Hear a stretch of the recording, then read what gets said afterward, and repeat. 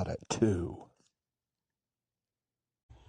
Okay, well, a very limited but special kick out at 2 today. Yep.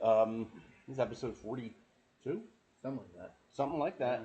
But it's just Cullen and Nick. Yeah. And we have a lot to talk about. There was a lot that happened yesterday with not only WrestleMania Night 1, but a huge Flyers win to start our playoff journey, which now that there's a Flyers win, we have to keep an eye out on the roads. Yeah.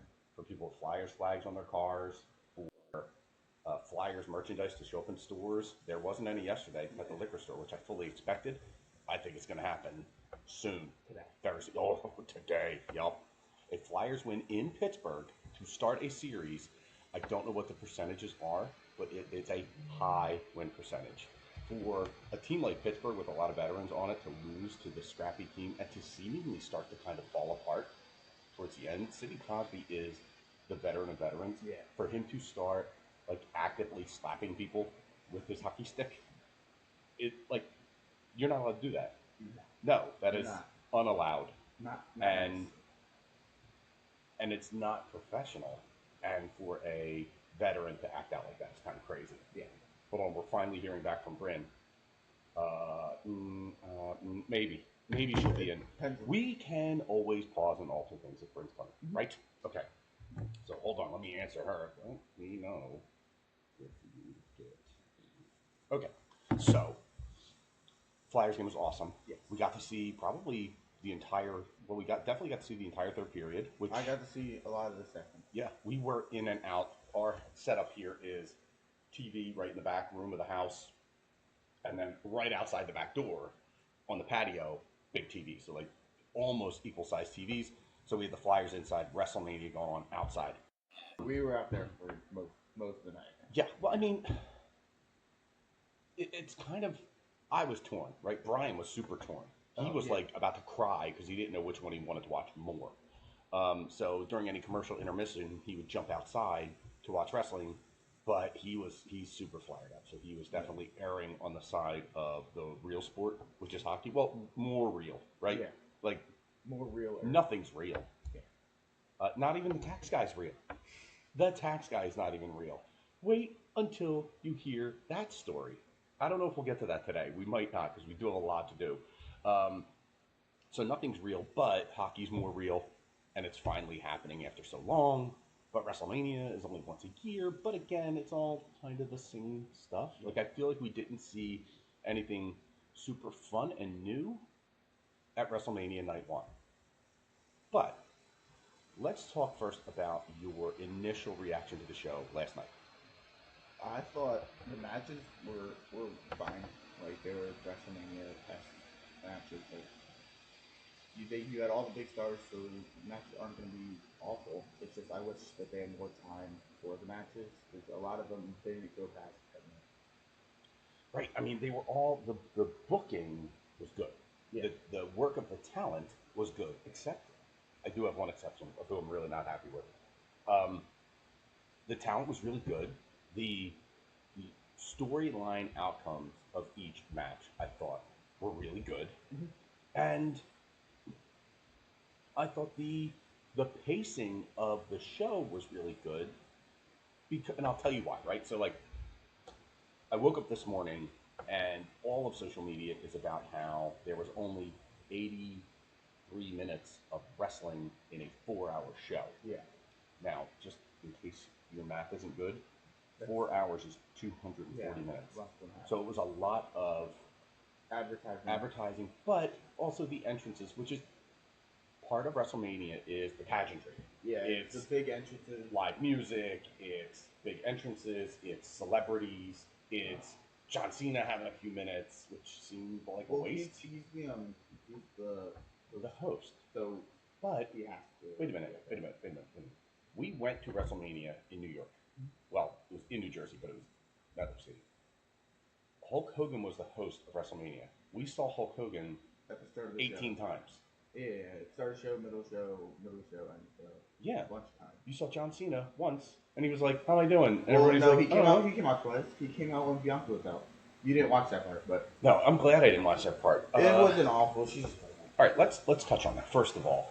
Good, yeah. right? Like good. Babies are good. But why They is are. Montez Ford the fat one? Like, why is he the bigger of the two?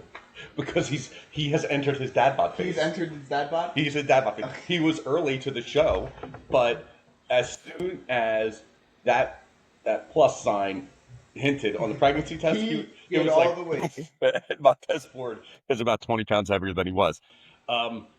Yeah, he's in his dad bod phase. He is not on TV all the time, and he's not at the performance center all the time.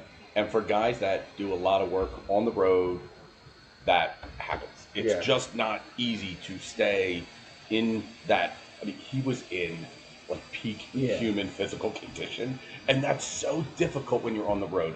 When you're down doing the same routine in Florida, like working NXT, you wake up, you eat, you train, then you go to the performance center, you work on points, and like Dusty Rhodes helps you cut a promo. Yeah. God rest his soul, right? Yeah. Used to. Then you do some in-ring work, you plan matches for that week or the next week. Then you go back to the gym. Then you eat. Then you probably go back to the gym. Like, it's super regimented, so that's why they can be in such great shape. Here's the thing. Who's his tag team partner? Angelo Dawkins. He looks exactly the same. So Angelo Dawkins He's always has always been like a bigger dude, but that's his thing. But you can maintain that. Like, I can maintain like 6'2", 250 super easy, no problem. When you hit the Braun Strowman in WrestleMania 39, I think you deserve to be very good. I think you can choose what you do. Yes, agreed. So here's my issue right first. New babies are a good thing. Yeah. I'm always going to say that. It's always a good thing. Circumstances can change, but the baby itself, that's a good thing. It's a new person. We need new people. Also, this baby is going to be a premier athlete. He or she is going to come out of the room with abs. Right. When your mother shows up on television pregnant with abs, that is unreal. Like, I was so confused. Right. The two things. Yeah. I've never seen it before. You'll probably never see it again. Yeah. Right? All that is good. I don't need to see that at WrestleMania. I didn't need that. That could have been a all. Raw after Mania. Right. You could have just announced it on social media. I don't care. I really am there for the WrestleMania. But you didn't really get a lot of that. I'm not as invested in Bianca Belair I'm not invested enough in Bianca Belair for that to be the announcement. Yeah. I can't really think of anybody in the business that I really want that announced. Like Naomi did. Here's the problem. Naomi, related to The Rock, she got to do it, and now everybody's going to do it. Anybody gets pregnant, they're going to come out and talk about it. When a wrestler's wife gets pregnant that's not in WWE, they're going to come out and announce it. Well, didn't it really start when Becky did it during COVID? That was like the first big Did she time. go on TV to do Yeah, it? she was on TV and she gave Asuka the title. Wait, yes, because she vacated a title Yeah, sure. while doing. That was the reason she had to step away. Well, so did Naomi. Like, they made her lose the title so that she could. Yeah, right. So I mean, the problem is Becky Lynch is a superstar. She's a household name, Who won the right? IC title yesterday? Ready? Your grandfather knows who Becky Lynch is. Does he? I bet he will ask him. That's my litmus test, right? If somebody is a superstar, like a real life superstar, not everybody in WWE is a superstar. If somebody in real life is a superstar, I go to your grandfather and I ask him, you know who blah blah is? And if he says yes, superstar. If he says no, which is most of the time, not a superstar. It's a high bar. A high bar. Now, let's talk about a low bar. Low. The bar was set very low for AJ Lee and Becky Lynch. It was. Their last match was dog water. Awful. Just awful. Maybe the worst match of the year. Yeah, it probably was. I mean, yeah, no contest. So, how did you feel about last night's match compared to that match? So, last night's match actually wasn't bad at all, even compared to like a regular match. But compared to their match at what was it? Elimination Chamber, Royal Rumble, whatever It was the Rumble. The Rumble. It was like 10 times better. Like, it's not even a competition. Right. It wasn't close. You're absolutely right. It was a way better match, but I have a problem. AJ Lee botched the finish. Yeah. AJ Lee is so out of ring shape. Obviously, she's a fit human, also abs. Yeah. But there was a point where she's got her finishing hold in, and Becky's supposed to reach for the ropes. It's supposed to be a very dramatic thing, and AJ Lee just fell out of it. That could be part Becky's fault. Maybe she's supposed to hold her up better, but AJ Lee's all like tangled up on your body. Like she's got to stay there. Yeah. So Yeah. I don't know if she was tired. I don't know if some other circumstance or they're sweating or their gear is all whatever it is, just and she fell, but it just looked bad. It looked like it sullied what was actually kind of a redemption match because the crowd seemed into it, and they seemed into it, and it was and you're moving along that Becky Lynch against the ref kind of story, like that's fun. That's a good story. And that little screw up kind of, especially at that point in the match. If that was early in the match, whatever, Fine. write it off, try again later. But it was like the end of the match, they were supposed to go home, and they kind of botched it. Yeah. I'm glad it was in the middle of the show. I thought they were going to open the show with that. They didn't. They opened the show with arguably the most fun I've ever had watching the Usos. No. I think it was. Also the most fun I think I've ever had watching LA Knight. Like a 2017 Usos isn't better than what you saw last night. No, nope. Because they really had the crowd. Now, am I annoyed by the super long entrance to the crowd? Yes. However, WrestleMania is where you're supposed to do that kind of thing, but they subject us to that every single week. So But we're over it. At least it started at like the lower level, so it didn't look as long. Yes. Right. Instead of starting from the top. Well, because Allegiant Stadium is set up with kind of several levels instead of like your typical 2 or 3 levels. Like when they're in an arena, there's only 2 levels. So that first level is really tall. It takes them forever to get down. But I thought that match, despite the fact that you had ISHO Speed there, He was actually pretty long. he was fun. The outcome was fun, and I think it actually moves you forward with ISHO Speed still continuing, which is different than like Logan Paul and ISHO Speed are kind of, and McAfee really, as far as celebrities coming into wrestling and being part of the product, they seem to want to continue in this line. Now McAfee not so much because he's going to leave eventually. He could be a good man. Well, McAfee's good for WrestleMania through the SummerSlam. Yeah.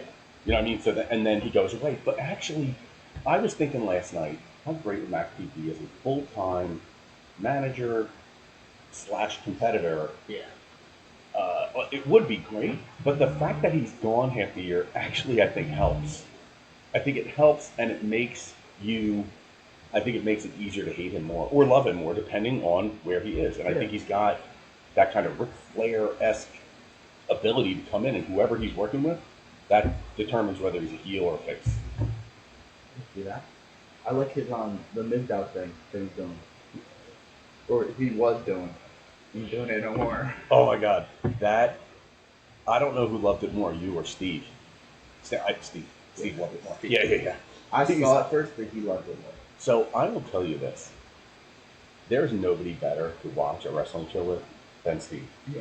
Because he will call out something that like you're taking for granted, and really shove it into the light. Yeah. So you have to know what's going on with it. Like when in the main event, right? You had Orton and Cody, and Orton's busted open, but Orton helped himself get busted open. Yeah. Cody did not. Cody took a shot to the eye from Orton. So we'll get into that. But we have to break down the rest of this part, right? Oh. I liked Usos. I liked the Usos match. I mean, it was fine. Not like I was a super big fan of the match, but just I liked it. Hi, Cal. It's going great. You're gonna get in there a little bit.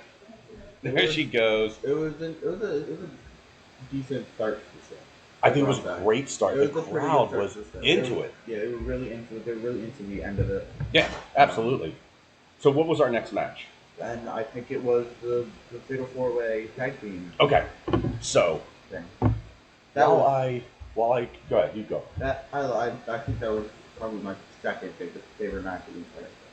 Oh, okay. Yeah. So now our big theme is the duration of these matches. None of them were particularly long. You wanted more out of most of them.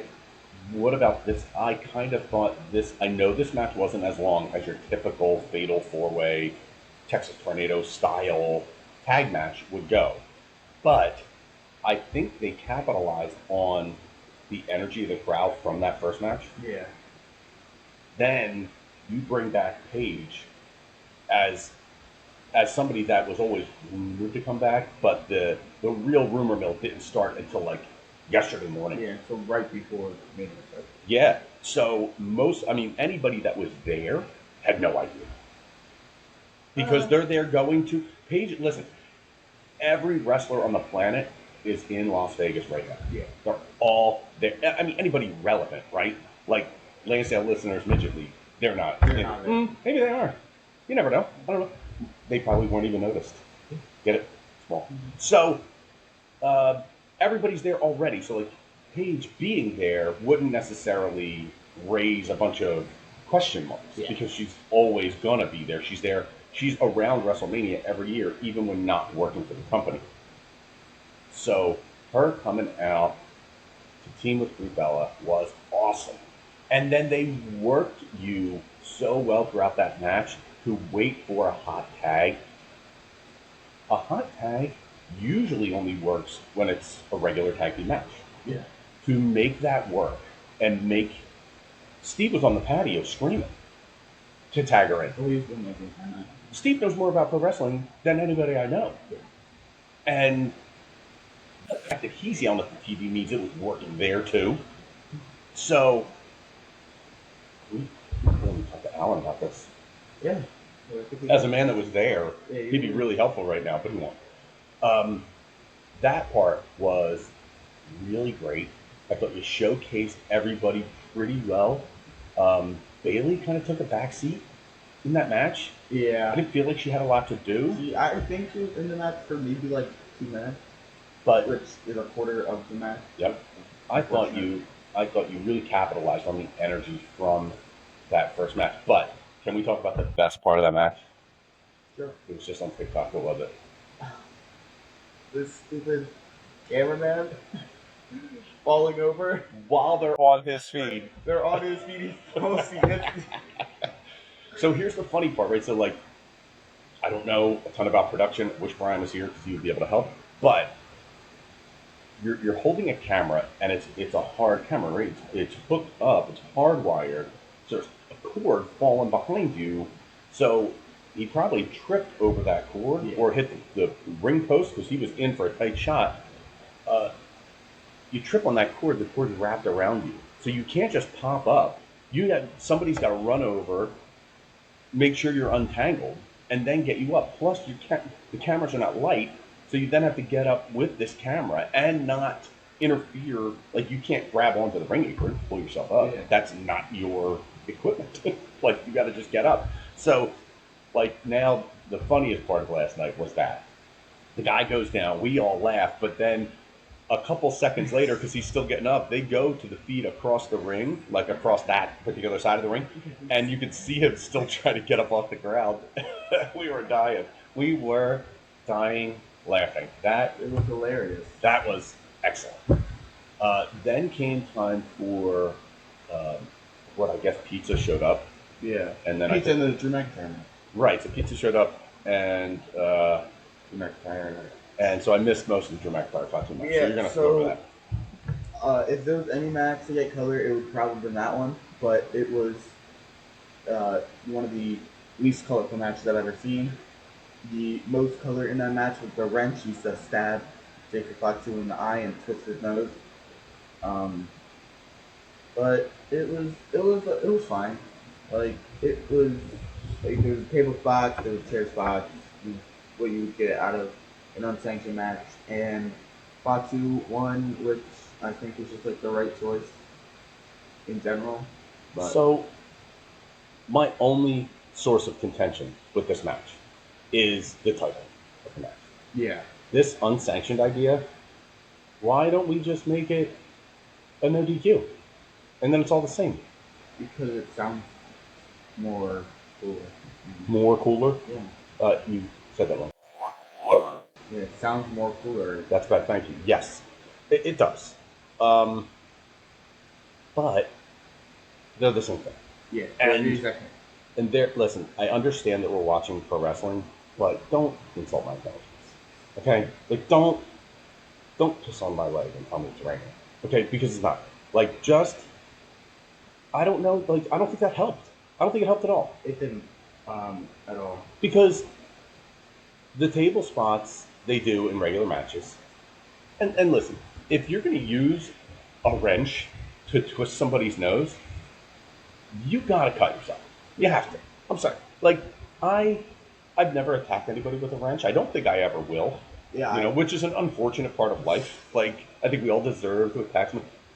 Don't throw it at them yeah, because some of them will dodge it. And if you dodge a wrench, you dodge a ball. But you can't. It's from a movie, kid. yeah. From like I know. the culture of these kids. He doesn't know. He has no idea what movie. Dodgeball. It is. It was in the line. So okay. So I love that movie. well, we should watch this. Okay. Okay, we can do a watch along. Sure. Movie review. Sure. Sure. Sure. Okay. Okay, go ahead. And then what? Then we did Becky and AJ, Yeah. and again, way better because expectations were set really low, but not great. And I think they put that match in a spot in the show where it should have been because the energy in the building was low. We just came off of this unsanctioned match. People were kind of fired up. People are moving along, and you just, you know, if this was the spot in the show where everybody needed to go get a hot dog and a beer, or go to the bathroom, or call home for whatever reason, like it was the perfect spot in the show for that. Yeah. Agreed. Okay. Okay. Now, for my favorite match of the night, Seth Rollins and Gunther. Yeah, it was pretty good. Now, I thought the pacing of the match was real. Seth Rollins' entrance was so cool. It was so Yeah. I cool. think that's like a new thing that they're doing. I think The dry ice in the jacket. Yeah. Well, they did it twice last night because Cody did it too. Yeah, So, I thought the entrance was cool. The black contacts were cool. Yeah. And I guess you were right. I didn't even notice him do it, but he popped them out before they started. Yeah. I guess they probably fallen out. They're probably hard contacts. Yeah, probably not. And they probably did limit his vision. Yeah. So, but the entrance was so cool. The only thing I wish they would have changed is to use his just the drum beat entrance and not the the symphony part where people all sing along. The crowd was going to do it anyway, but I think just the burn it down percussion entrance is what he needed for that match because he was kind of going in as a little bit of a face, and the crowd was treating him as the face in the match, which I think that's what they intend now moving forward, of course. But the pacing of the match was awesome. Yeah. The ride was really good because again, like Brian always says, right, the clash of styles from Gunther to Seth, the big brute, despite the fact he's half the size he used to be, still a big dude. Yeah. Against this kind of high flyer, kind of medium impact kind of guy, was awesome. It was really good match. The ending is exactly what I said it was going to be, with Braun Breaker return to spear Seth. I wish the spear on the ramp was better. Yeah, he kind of missed spear it. on the, or at least they should have had a better camera angle for it. Look, he can't hit the guy at 100 miles an hour running down the ramp, or he will die. Yeah. But especially running full speed down that super long ramp going on a decline, like you're going to be faster than. Yeah, you know what they should have. What would have made sense would have been to have people helping Seth Rollins out, medical staff, maybe something like that, helping Seth Rollins out, and Breaker could have hit all of them, which would have spread out that impact a little bit. But hindsight's 20/20, so we didn't get that. But it was still, and Braun Breaker's a maniac, and Seth Rollins as a face running into Braun Breaker as a heel, I think is the way you have to go. Because they're gonna cheer Braun Breaker, but then they're still gonna boo him as a heel. He's got to really start doing just the spear is too exciting. He's got to start doing underhanded stuff. Goldberg style run for Braun Breaker. I guess you're going to put Braun Breaker on Raw. Is that where he was on Raw before. So you're going to have your Goldberg and Braun Breaker on Raw, and then as we'll talk about later, you're going to have your Brock Lesnar on SmackDown. Right? Okay. We'll talk about that eventually. Kyle texted me about 8 times this morning about this Oba Femi. He was like, "Did Oba win?" I'm like, "No, maybe that was last night." I was like, "No, it's tomorrow." And then he's texting me this morning like, "They got to set him up for this, that. You know, it's a shame. I would be really good on a wrestling podcast. Anyway, then we saw the Hall of Fame inductees, which was just as awful as it usually is. Except AJ Styles. Yeah, well, the weird part is they really, I mean, I would love to see them dial back how many people they put in the Hall of Fame, because you're really starting to stretch things. Like Bad News Brown in the Hall of Fame, like, who's next? Like the Brooklyn Brawler, right? Yeah. Are we going to get into like old and then they pick people from like WCW and TNA that never even wrestled in WWE. Are we going to get the Wall, right, from WCW? Are we going to get La Parka's not in the Hall of Fame. Yeah. Not the La Parka that there is now. He is not La Parka. That is not him. Not the chairman. See, you grew up in the wrong time. This guy would come to the ring with a chair, do a little dance, and hit people with the chair, and then get beat up. It was amazing. It was the most amazing thing, and they're ruining it because our La Parka was definitely like a middle-aged man and kind of fat. He was me. La Parka was me. Yeah. Oh, I'll wear my La Parka mask tonight. That'll make me happy. Yep. So, Hall of Fame thing, I want less. Yeah. I think less is more because they put in Sid Vicious as like a legacy, so I don't even know what that means. It's just because he's dead? It's because he's dead and he can't put the piano. But Bad News Brown is also dead. They didn't call him that. No, it's because, because his whole family was there. Just like how Sid Vicious' family was there. And there was another guy that's dead, that his family was there. Yeah. Who was that? I already forget. It's like it doesn't matter. Oh, because it doesn't, right. Now, Dennis Rodman's in a wrestling Hall of Fame? No, he should be. Of celebrities that are in the Wrestling Hall of Fame, Dennis Rodman totally should be. Yeah. He like one day, like Logan Paul might go in, or McAfee will go in as, a celebrity inductee. Dennis Rodman was a huge part of a medium-length NWO storyline. Yeah. And brought in other celebrities that are not going to go in the Hall of Fame. But Dennis Rodman should. He was a member of the greatest faction, second greatest faction of all time. The Horsemen. The Horsemen. Okay. I figured. All right. I'm glad you were there. Main event?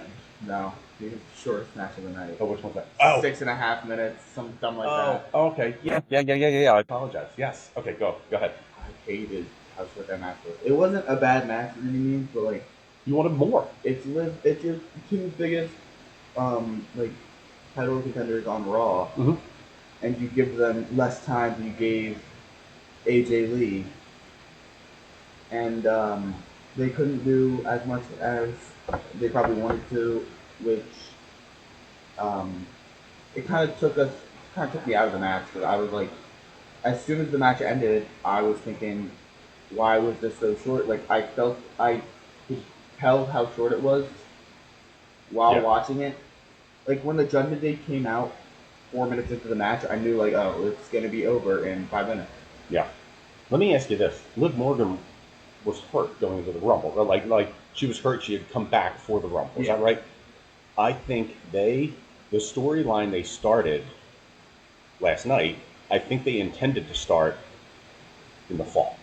And here's what it is Liv Morgan taking the title from Stephanie Vaquer in suspect circumstances, right? Help from the Judgment Day, cheating, conniving, but they didn't have that already, and so they knew they wanted to put a Mania match together. And I think what you're going to have now is the ability to continue this storyline, meaning you're going to have more Stephanie Vaquer and Liv Morgan matches, so you can't throw it all out there on the first one. Yeah. Which is unfortunate, right? They could have had this match at the Royal Rumble, at Survivor Series, to like build you to Mania. So now instead, what you're going to do is you're going to start at Mania and you're going to build towards SummerSlam. So maybe you get a match at Backlash, which you can have Stephanie Vaquer take that title back. Yeah. But then what you're going to do is you're going to have Stephanie Vaquer, because like maybe there's some way where Liv Morgan starts talking about that you didn't deserve it, you didn't win, I lost, blah, blah, blah, whatever it is. Then you're going to have Stephanie Vaquer start working through the other two members of Judgment Day, all the way through to Liv Morgan at SummerSlam. So really, what should happen is they should keep Stephanie Vaquer from winning that title back until SummerSlam. Yeah. And then it culminates at this giant SummerSlam show where she beats Liv Morgan for that title. So I agree with you that I wasn't thrilled with the shortness of that match, but long term, if it pays off, it'll be worth it. Yeah. If it doesn't pay off, obviously not. It's the rule of everything. But if long term they can kind of keep the storyline alive, because they had a lot of heat going into that match. Yeah. The last show they were on, are they Monday or Monday? Monday night. Monday Night Raw. Liv Morgan sold me on this. She sold me on how much they hate each other. Like I was in. Like I was really believing they disliked each other. So I'm excited to see more, and I think that's what that did. I think your displeasure at the length of that match is going to want you to watch more. Yeah. So I think that's what you get a lot from night one. I think night one was all these short matches, lots of advertising, making you want to tune into night two. Because night two is, even though there's less matches, but it's going to be. But there's longer matches. The matches you're getting are what you really wanted to see. I think, right? So we got to talk about the main event. The start was kind of weird. The start. Tell us your thoughts about the start of the match. Your celebrity section. Yeah, it was okay. I guess like it was entertaining. It's a big spot, but I need less celebrities. Like I feel like one celebrity should be in a match. There should not be more than one. Like Logan Paul doesn't really count as a celebrity. No, not anymore. Yeah, he's a full-time wrestler. Mm-hmm. But like jelly roll, elbow drop, connecting through the table, and then being like, "Go give them the match they wanted." Is like you're not the hero, guy. You're jelly roll. Get away from me. Get off my TV. Listen, I think Jelly Roll is I think he's got a good story behind him that they didn't get into, right? Like he's a troubled soul who got help, who got Jesus, who turned his life around. That's all great, but just like the pregnancy announcements, I don't need him at WrestleMania. Like I just want, can he just make music? Like it's just the buildup of this guy into WrestleMania is he's just as far from an athlete as you possibly think. Yeah. Like WrestleMania started with big stars, okay, musicians and stuff like that who did music, and then you had actors, comedians, stuff like that. But those actors were people like Mr. T, ring announcers like Muhammad Ali, not ring announcers. What do you do? Timekeeper. Yeah. Mr. T, Muhammad Ali, like Tyson. Mike Tyson, like that. Lawrence Taylor. He's a very athletic. Right, so athletes, right? Like, McAfee is an athlete. Well, he was a punter. Like, not really. But, like, kind of not really. In a sport, yeah. For a while. First of all, he's maybe the most entertaining punter of all time. Okay. You understand? Like, putting hits on people, like I sometimes will watch Pat McAfee highlights and have fun. Like, it's a fun watch. Not like watching Dawkins. Don't get it twisted. No. But it can kind of be fun watching Pat McAfee highlights. That being said, I'm so happy, like you are, they took that spot that they had to do, right? TKO's telling them, we need celebrities. Need it. They put that in the main event, right? What this tells me is WWE is following directions given to them by the bosses, but they're doing it in the way that makes it more palatable for the fans and better for the product. So, yes, they were out there for the main event, but right before the bell rang. So, Everybody Well, sticks through the show. No, they were there later. Don't Well, forget. we'll get to that. We'll get to that. But Jelly Roll wasn't. So you had. I don't think he could have made it out the ring. You had a super good main event. Yeah. Right? Better than I thought it would be. And hi, Cal. Hi. Way better than I thought it would be because I thought you had these same two guys. I thought there was going to be a lot of kind of interruptions by various people. People were talking about McAfee coming back out to interrupt. Ted DiBiase Jr. coming out to interrupt. Well, no way. Brian wanted Goldust coming back to interrupt. Wasn't happening. But the fact that you just had those two beating the tar out of each other, and then McAfee out in a referee shirt was actually funny. Neat old referee shirt too, so he didn't even like fit in. Right. So Orton's RKOing everybody, and everybody's bleeding. My only critique of the match is I thought they could have used Cody's blood. I wonder if Cody's blood wasn't intentional. It wasn't. Or if the two of them called it in the middle of the match, and it kind of didn't, like, it just, in that point in the match, and that point of the show, it just didn't, it was great. I really loved it, and they can use it moving forward, but they didn't really capitalize on it within the match. Yeah. I thought you kind of felt it, I think, before any of us, was that they were definitely getting a double turn going. I thought they were, they ended up not. So I think they kind of did. Because no, I think they made Orton more disliked by the post-match segment. Oh, after with the punt. Yeah. I think they made him more disliked. Yep. Because you're not going to, I think Cody's going to take time off because he got kicked in the head. A week or two, but not. He won't be on TV. He might do like segments, but they could also play it like it's worse. Do you think they could now that Randy Orton punted Cody, do you think they can now? I think it was a little bit of a test. I think Steve said that, or maybe Brian. Brian. Brian was outside the main event, wasn't he? It's just the entrance. Okay. Which was long. Randy Orton. The entrances took 15 minutes. If Randy Orton walked any slower to the entrance, down the entrance ramp, he would have been going backwards. Yeah. Like, all that aside, right? What if they do this, right? What if moving forward, you have Cody harping on this punt and getting hit with the title, harping on it, and you know how this crowd, this wrestling universe, you know how they like all the whining and crying. They don't, right? During the match, there were little spots where they were booing Cody. And there were parts of this match where if Cody would have punted Orton, it would have lit everything on fire. But I think they can still do that, right? WrestleMania used to be the end of storylines. Yeah. And I think that's kind of changed a little bit. I think WrestleMania is almost the midpoint because they want SummerSlam to be such a spectacle. They want to make it 2 nights. So to make SummerSlam 2 nights, it has to be a giant show like Mania.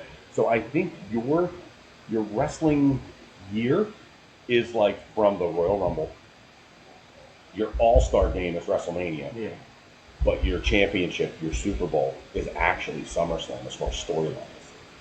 So what if you take this time with Cody as the champion and have you slow burn heel turn?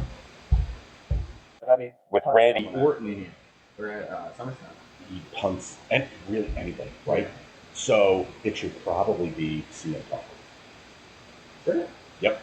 So I think CM Punk's going to lose his title to Roman Reigns. Yeah, I think so. CM Punk gets a little time off.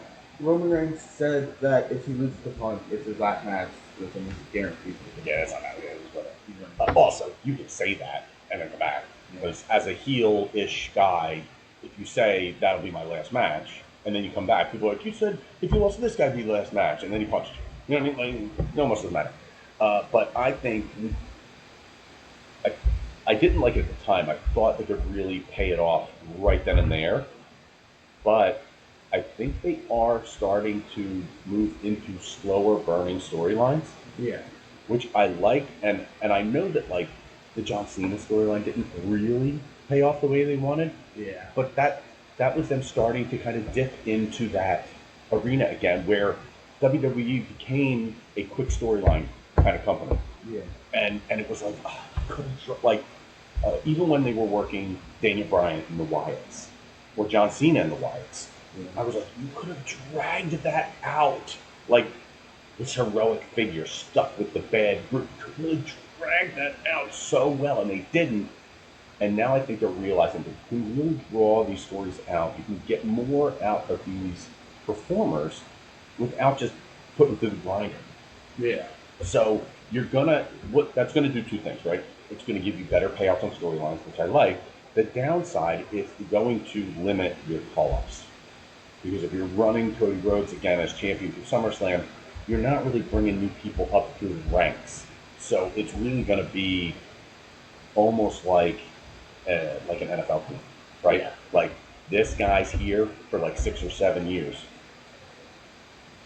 No. uh, and and then he can go out to pasture, and then we bring this new guy up into that position, or into the bottom to then bump guys up.